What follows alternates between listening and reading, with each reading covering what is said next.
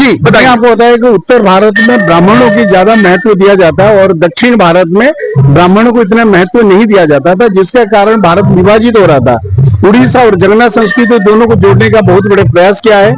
रथ यात्रा समय में जो लोग पंडित जो जनाव पहन के रहते हैं वो प्योर ब्राह्मण नहीं है, उनको दैतापति कहा जाता है। तो ट्राइबल क्वीन के साथ एक ब्राह्मण का शादी हुआ, उनके वंशज इस कार्य को चलाते हैं। तो ये एक अनोखा प्रकृति है। ये जगन्नाथ संस्कृति में सबसे बढ़िया है, कोई भी कार्य को छोटा नहीं माना जाता। हम इंडस्ट्रियल एरिया में हम बोलते ये कर्मचारी अधिकारी नहीं है। यहाँ भगवान के सेवा के लिए पुरी का महाराज जो सबसे सर्वश्रेष्ठ व्यक्ति है वो भी झाड़ू लगाते हैं। यानी यहाँ महत्व दिया गया कि कर्म ही पूजा है, कर्म ही भगवान है। कर्म में कोई व्यक्ति नहीं है कि जाति विवेश करके कोई सीमा नहीं है। और ये सबसे अनोखा चीजें है। जगन्नाथ जी के बारे में एक किंवदंती आपको बोलना चाहूंगा। बलि राजा, आप बलि राजा के बारे में सुने होंगे, जो सुग्रीव के कहने पर रामचंद्र ने उनको तीर मारा, उनका मृत्यु हो गया था। तो बलि ने भगवान से पूछा राम जी से, राम जी आपसे तब मेरा कोई दुश्मनी था, मेरा दुश्मन मेरे भाई के साथ था, लेकिन आपने मेरे को हत्या क्यों की? मेरे को आपने जो ये कार्य किए इसके लिए मैं आपको अभिशाप देता हूँ कि जिस हाथ से आपने ये तीर चला है अगले टाइम में आपका हाथ रहेगा, जिसके कारण जगन्नाथ का हाथ, जगन्नाथ बोले ये मेरे गलती हुआ है। उसी बीच में बलि ने उस पेड़ के पीछे, क्यों इन्होंने ऐसा आजकल गोला बारूद नहीं है, वो लोग छिप के पेड़ के छिप के किए थे।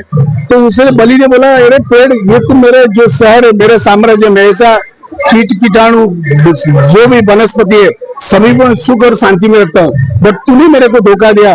बाहर का आदमी मेरे को मारता है, तुम्हें उसे प्रशय दिया, तुम्हें उसके ढाल बनाया, और तुम्हें मैं अभिशाप देता हूँ तुम इतने कड़वा बनोगे कि कोई तुम्हें पसंद नहीं करेगा। तो पेड़ ने भगवान राम को बोला कि भैया झगड़ा तुम दोनों में था, मेरा कोई महत्व नहीं था, तुम मेरे पीछे रहे, उसको वार किए, उसके बाद ही मेरे बदनाम हुआ और मेरे को अभिशाप मिला। तब उसने भगवान ने बोले कि तुम जो नीम पेड़ बनोगे, अगले जन्म जब भी मैं जन्म लूंगा मैं तुम्हारे शरीर के माध्यम ले लूंगा। इसीलिए जगन्नाथ जी का जो प्रतिमा बनता है वो नीम के पेड़ से बनती है। और ये आपने बोले रथ का जो लकड़ी है, ये साल पियासल कोई भी कॉस्टली कार्ड जिसमें होता है, इसमें कोई विशेषता नहीं रहता, लेकिन जगन्नाथ का प्रतिमूर्ति दूसरे लकड़ी से नहीं बनता, सिर्फ नीम के पेड़ से बनता है। ये इसका महत्व। क्या बात है दोस्तों, अभी तक आपने सिर्फ ये जाना था कि जगन्नाथ जी की मूर्ति बनती है लकड़ी से बनती है, लेकिन आज आप ये जान लीजिए कि जगन्नाथ जी की जो मूर्ति बनती है ये सिर्फ और सिर्फ नीम के पेड़ के लकड़ी से बनती है।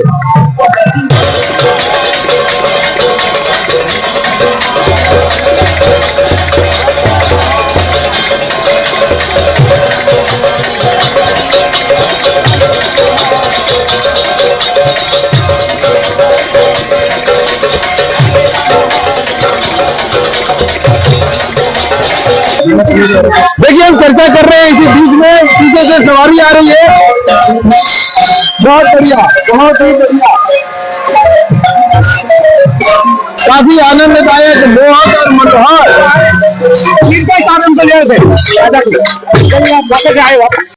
जो राजा है वो जाने की तैयारी हो गई है और पूरी तैयारी के साथ स्वागत के लिए खड़े हुए द्वार पर जगन्नाथ मंदिर के पुजारी। देखना लाजमी होगा किस तरह से इनका स्वागत किया जा रहा है। दूसरी तरफ गेट है मंदिर का, जहाँ पे आगमन की तैयारी की जाती है। घंटे बजाए जा रहे हैं, ढोल बजाए जा रहे हैं और पंडित जी शंख लेकर के खड़े हुए हैं, शंख लेकर के खड़े हुए हैं और ये उन्होंने बजाया जाए।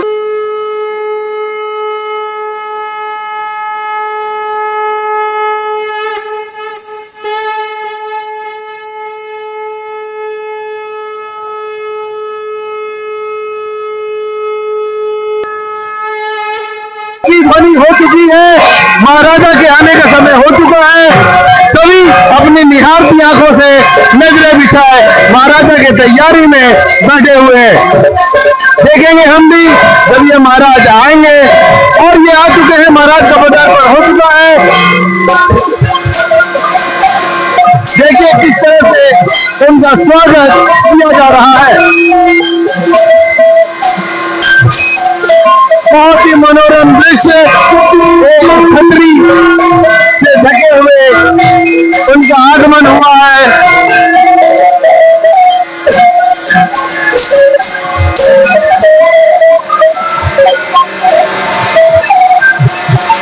जहाँ महाराज जी के पैरों को धुलवाया जा रहा है और इसके बाद जब मंदिर प्रांगण में प्रवेश करेंगे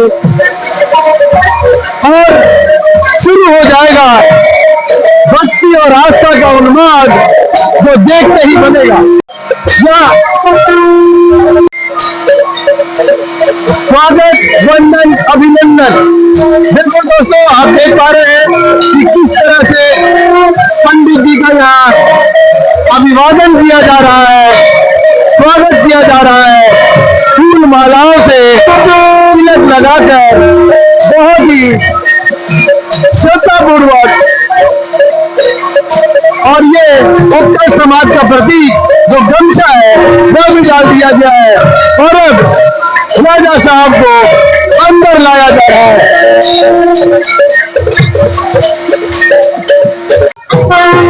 चलती आ रही है सवारी जिसे देखकर मन प्रफुल्लित हो रहा है। देखिए किस तरह से हाथ जोड़े सरबत पधार रहे हैं।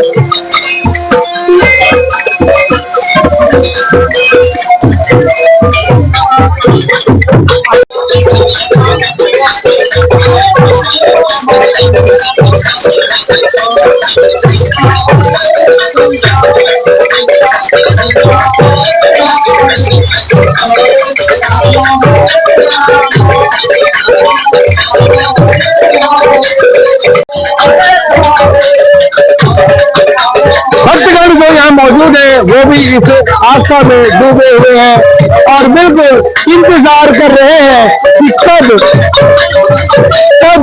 राजा साहब महादेव जी के मंदिर से निकले और जगन्नाथ जी के मंदिर में प्रवेश करेंगे। बिल्कुल आप देख पा रहे हैं ये मोहक दृश्य।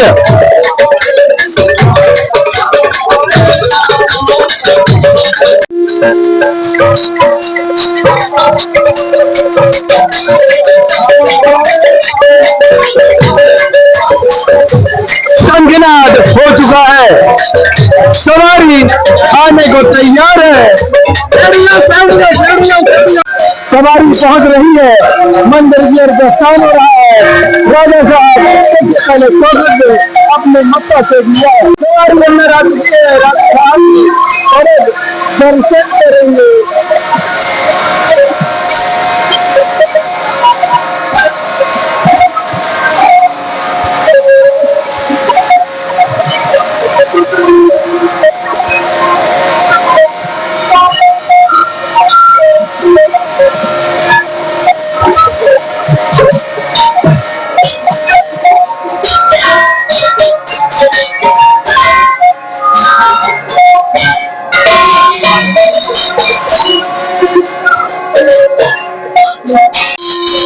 आरती भगवान जगन्नाथ जी की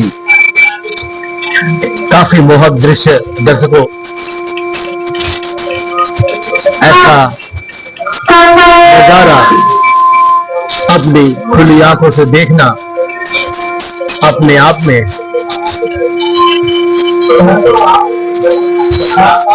दोस्तों भी आपने देखा किस तरह से भगवान जगन्नाथ जी की आरती की जा रही थी और आरती के बाद बाहर यहाँ से निकलने वाले हैं। यहाँ के राजा जो है वो बाहर निकलेंगे और उसके बाद कोशिश करेंगे हम उनसे भी बात करें और बात करने के दौरान हम ये जानने का प्रयास करेंगे कि आखिर ये रथ यात्रा उत्सव कैसे मनाया जाता है और इसकी बारीकियां और क्या है। दोस्तों हमारे साथ जुड़ चुके हैं निकुंज आश्रम, श्री राधे निकुंज आश्रम भिलाई 3 से महाराज जी जुड़े हुए हैं। हम इनसे जानने का प्रयास करेंगे कि आखिर आज के समय में कलयुग में भगवान जगन्नाथ जी की क्या महत्वता है और कैसे निर्वहन कर रहे हैं अभी भी वो परंपराएं। महाराज आपका बहुत बहुत स्वागत है। जय श्री जगन्नाथ। सबसे पहले मैं सभी मंदिर कमेटी को बहुत बहुत धन्यवाद ज्ञापित करना चाहूंगा। मानो छत्तीसगढ़ में ऐसा लग रहा है कि वास्तव में हम आज पुरी में बैठ करके भगवान के निर्गुण स्वरूप का दर्शन और सगुण स्वरूप का दर्शन हम आप सब कर पा रहे हैं। तो आज इतना आनंद का अवसर है, आप देख भी रहे होंगे कि इतना आनंद का अवसर, इतने भक्त वृंद यहाँ जुटे हुए हैं। एक भैया ने मुझे बहुत अच्छी बात कही कि भगवान जब बाहर आते हैं तो ये जो छुआछूत भेदभाव है, मुझे तो लगता है कलयुग के प्रत्यक्ष देवता भगवान जगन्नाथ ही हैं। जैसे सतयुग में 4 युग हैं, सतयुग, त्रेता, द्वापर और कलयुग। तो सतयुग प्रधानता भगवान बद्रीनाथ जी की है। जब त्रेता में जब आएंगे तो त्रेता में प्रधानता भगवान अवध नरेश, भगवान राघवेंद्र सरकार की है। जब द्वापर की प्रधानता देखेंगे तो द्वापर में भगवान द्वारिकाधीश विराजित है। लेकिन कलयुग में अगर प्रधान रूप से अगर कोई महाप्रभु का दर्शन आप हम सब करना चाहें तो भगवान जगन्नाथ जी आप आकर के बिल्कुल दर्शन करें। सेक्टर 6 भिलाई में भगवान जगन्नाथ जी विद्यमान है।